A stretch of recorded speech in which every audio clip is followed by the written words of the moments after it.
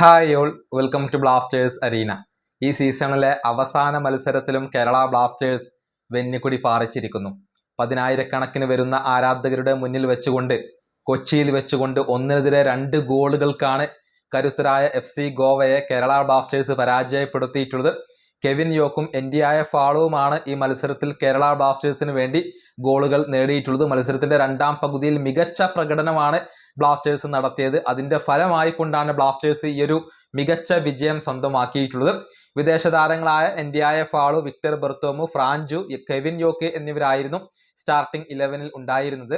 മത്സരത്തിന്റെ ആദ്യ പകുതിയിൽ കേരള ബ്ലാസ്റ്റേഴ്സ് ഒരൽപ്പം പിറകിലായിരുന്നു. മത്സരത്തിന്റെ തുടക്കത്തിലൊക്കെ ഗോവ ഒരുപാട് മുന്നേറ്റങ്ങൾ നടത്തി, ഒരുപാട് അവസരങ്ങൾ അവർക്ക് ലഭിച്ചു.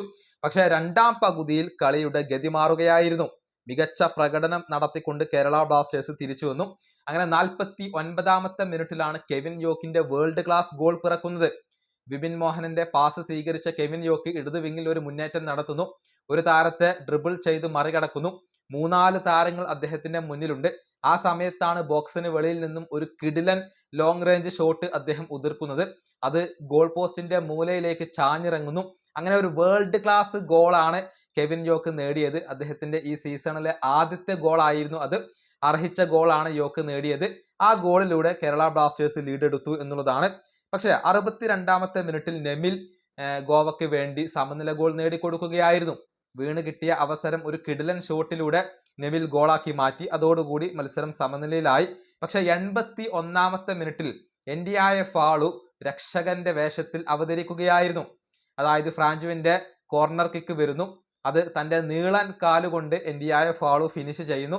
അങ്ങനെ കേരള ബ്ലാസ്റ്റേഴ്സ് 81-ാമത്തെ മിനിറ്റിൽ വിജയ ഗോൾ കണ്ടെത്തി. പിന്നീട് നല്ല രൂപത്തിൽ ഡിഫെൻഡ് ചെയ്തു. അങ്ങനെ കരുത്തരായ FC ഗോവയെ പരാജയപ്പെടുത്താനും ഇപ്പോൾ കേരള ബ്ലാസ്റ്റേഴ്സിന് കഴിഞ്ഞിട്ടുണ്ട് എന്നുള്ളതാണ്.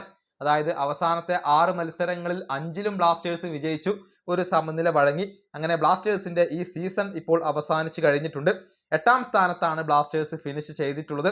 അതായത് 13 മത്സരങ്ങളിൽ നിന്ന് 17 പോയിന്റുകൾ കേരള ബ്ലാസ്റ്റേഴ്സ് സ്വന്തമാക്കി. അങ്ങനെ 8-ാം സ്ഥാനത്ത് ബ്ലാസ്റ്റേഴ്സിന് ഫിനിഷ് ചെയ്യാൻ കഴിഞ്ഞു എന്നുള്ളത് എടുത്തു പറയേണ്ട ഒരു കാര്യമാണ്. ഇനിയിപ്പോൾ 9-ാം സ്ഥാനത്തുള്ള ഇന്റർ കാശിക്ക് അടുത്ത മത്സരം വിജയിച്ചാൽ പോലും കേരള ബ്ലാസ്റ്റേഴ്സിനെ മറികടക്കാൻ കഴിയില്ല. നല്ല രൂപത്തിലാണ് ആഷ്ലി വെസ്റ്റ്വുഡ് ഈ സീസൺ ഇപ്പോൾ അവസാനിപ്പിച്ചിട്ടുള്ളത്. ഈ വീഡിയോ അവസാനിപ്പിക്കുന്നു. അടുത്തൊരു വീണ്ടും കാണാം.